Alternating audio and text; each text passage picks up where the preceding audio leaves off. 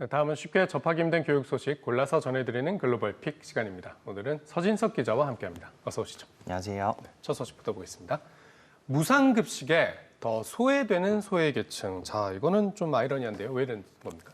네, 얼마 전 미국 하원이 사회안전망, 소외계층 등을 위해 10년간 3조 5천억 달러, 우리 돈으로 4천조가 넘는 예산안 추진하고 있다는 소식 전해드렸었는데요.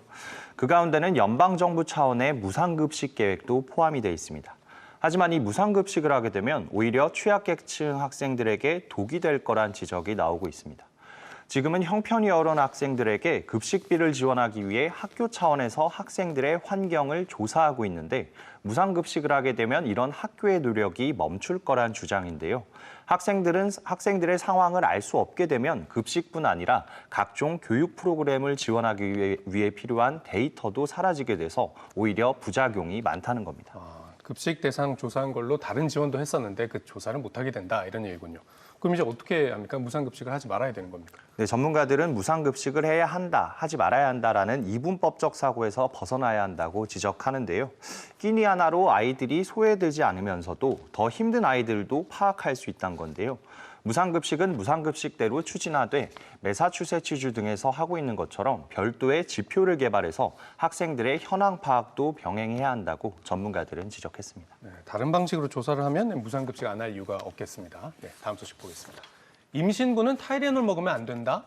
보통 타이레놀은 좀 안전하다 이렇게 알고 있었던 것 같은데 우리가 먹으면 안 되는 거였습니까? 네, 말씀하신 것처럼 타이레놀은 아세트아미노펜 말고 다른 성분은 들어가 있지 않은데요.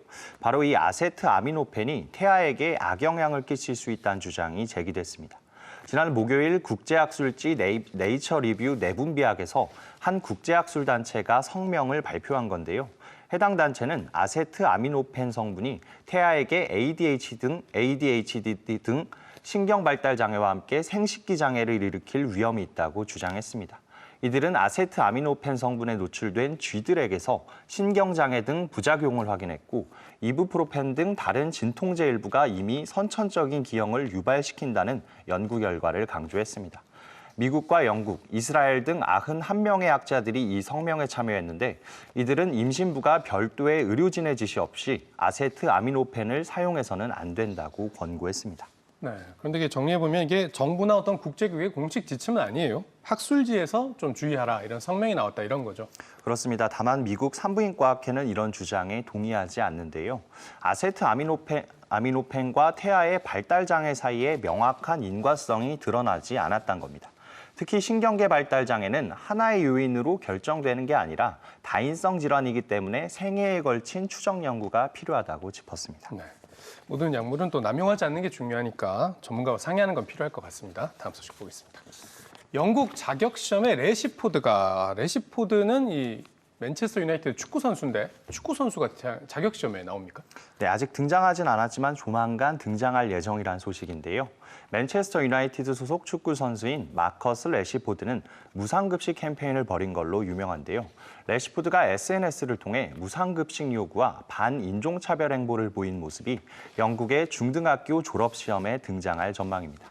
졸업시험의 언론학 과목에 레시포드가 SNS에서 보인 그 행보와 그 파급 효과가 포함된 건데요.